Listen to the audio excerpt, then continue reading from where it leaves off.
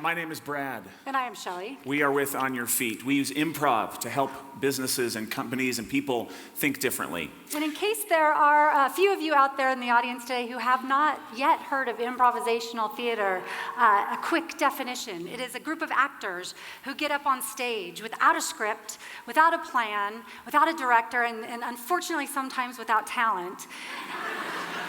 It has to be said. We've all seen it. Yeah, fair enough. Anyway, they get up there and they create story together in front of a live audience, completely having no idea where that's about to lead them.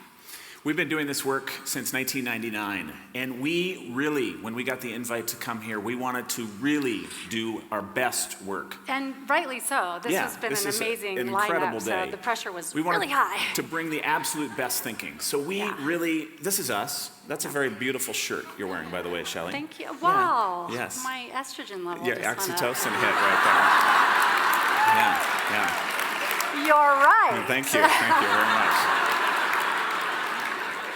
We wanted just to hit it out of the park. So we tried really hard. I tried to invent a few new improv games that we were like, we could take this game and combine it with this game, and we've never done this before, but we need to invent something brand new. Horrible failure. That did not work. In front of a blank canvas. This is something that a lot of you probably feel familiar with, facing an uncertain new thing. What are you gonna do? You need a big idea. And we got stressed out. Yeah, really stressed out. And then we sort of remembered. We remembered something that is central to the work of improvisation, and an idea that has had a huge impact on us, on Your Feet, and on the clients we've worked with. It's an idea from improv, and it's this: the idea of be obvious. That's ironic, isn't it? I know, that we should have just got right there. We should have just done that right away. It took us that long to get to this. So, what does that mean? What does an improviser mean when he or she says be obvious? Here is what that means. Some of these ideas might be a little surprising to you, but we'll give them some improv context. This idea of don't try your best. It actually kind of dovetails to that John O'Sullivan talk about telling your kids you just love to watch them play. This is a piece of stage direction from an improv guru named Keith Johnstone, who's up in Calgary. And this was a piece of direction he would give his actors before they went out on stage. And the reason he would say this to them is because he knew that they had worked hard, that they knew the principles, that they'd studied, that they'd done all the work they needed to do. So to take the pressure off when you go out on stage to perform, he would just simply tell them, don't do your best. Just go out there and do what you know. When you try your best, it takes you out of the moment sometimes. You get really in your head. A sad example was last night, Game 3 in overtime, Portland Trailblazers. A guy who had played 70 minutes the entire season, spent most of his time in the development league, comes in and hits the game-winning three-pointer with 10 seconds left. They asked him after the game, how'd you do such a challenging, difficult, impossible thing? He said, I just shot the ball. The idea that in the moment, don't try your best, just be in the moment and do it.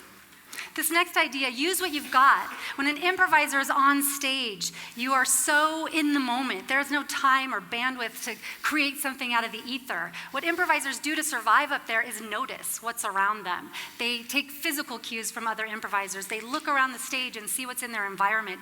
They use things from the audience, and they just use what's there right in front of them. You might be familiar with this anecdote, although some of you not born at this time may not have heard this story. This is from Raiders of the Lost Ark. A lot of you have. A lot of you have. Yes. So the original script called for an elaborate sword fight with this menacing character. Harrison Ford, Indiana Jones, our hero, was sick. He had dysentery. He was not feeling well at all. They needed to come up with a new idea. They needed to try something different. He looked around. I have a gun. And he said to Steven Spielberg, I could just shoot him. And of course, that's what happened. The true story is he used an expletive that we can't use. Yes, we wanted to not phrase that today. But that's the accurate quote. But it's about being in the moment and noticing things, and then using what you have. These last two ideas, be willing to be changed and take the focus off yourself. Again, two core principles to the art of improvisation. Two actors will come out on stage oftentimes with different ideas in their head about what that scene's going to be about. And unless one of them is willing to be changed in the moment, there's going to be competing agendas on stage, and that is horrible to watch. It's just painful to watch. So those improvisers on stage have to be willing to be changed by what someone else says or does. Also, this idea of take the focus off yourself.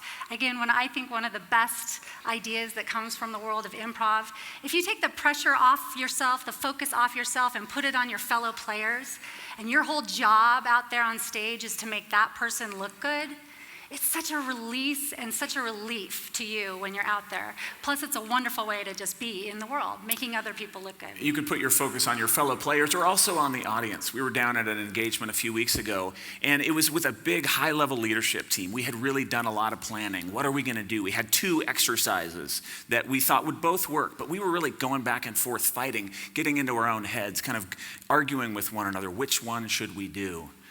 We decided the morning of the engagement, we went on stage and we asked them. We said, we've got this and we've got this. Help us make a decision.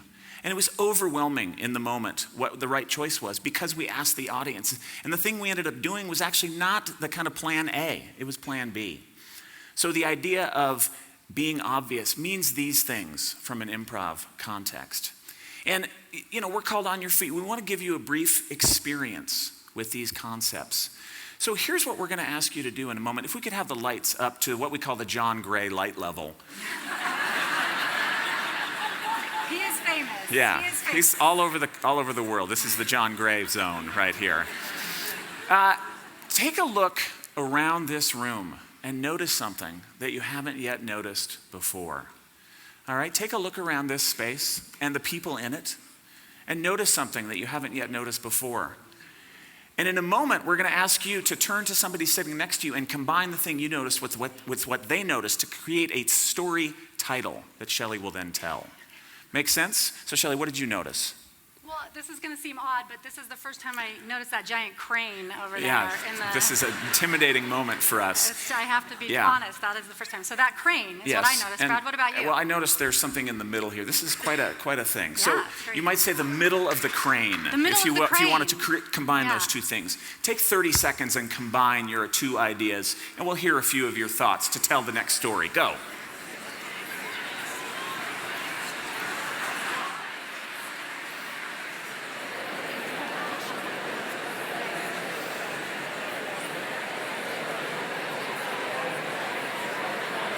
All right, nicely done.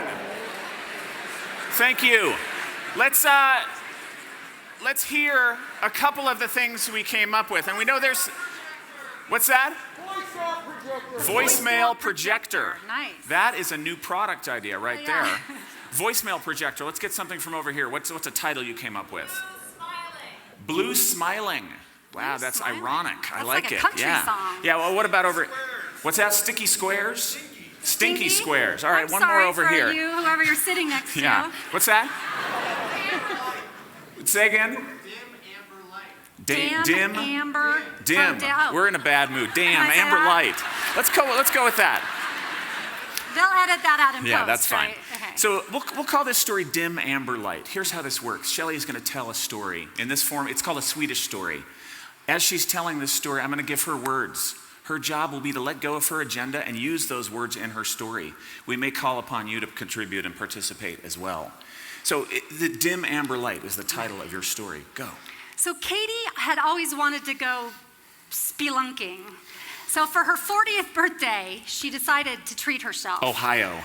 She had to fly to Ohio, which is the most famous spelunking cave system in the entire North Americas. She got there, and she was met by the cave guide, Thomas. Cantaloupe. Who handed her a dim amber light in the shape of a cantaloupe. She held that light as she followed Thomas into the first cave. She was terrified but exhilarated at the same time. She took out a bottle of rose hips and pounded some to calm her nerves. And when they got down to the first cave... Let's get a word over here. Somebody. What's that? Grass. She saw something she had never seen before. Grass. She was from LA.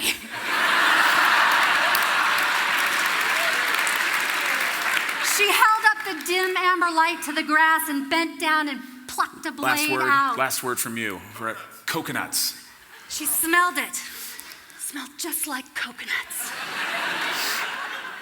she and Thomas climbed back to the top of the cave. That was the pinnacle experience of spelunking, was smelling the coveted coconut grass of Ohio. Shelley, there we go.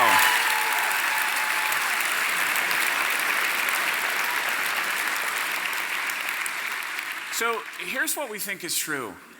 That when you are obvious, when you just look around and notice things, as Steve Jobs said, creativity is just connecting things. When you're obvious, when you take a word and use it in a way that is obvious to you, when you don't censor yourself, when you don't try and do your best. Shelley's obvious would have been different from many of ours, from yours. We all have our own sense of what is obvious. And one of the questions we're curious about is, this seems like an easy idea. Seems like the easiest thing to do in the moment is to just be obvious, and yet we feel compelled to be clever and come up with these brilliant ideas and something no one has ever thought of before. We see people over and over seem to have an idea, but we can watch them. They censor it. They go, that's not quite good enough. Let me think, now I'm paralyzed. We have seen over and over in our work over the last 15 years, when people are obvious, when they put their idea out on the table, when they go with what is in their mind, when they don't try their best, when they work with one another, they get interesting stuff. This last quote we'll leave you with: creativity is not the possession of some special talent. It's much more the willingness to play. Thank you so much for having us this afternoon.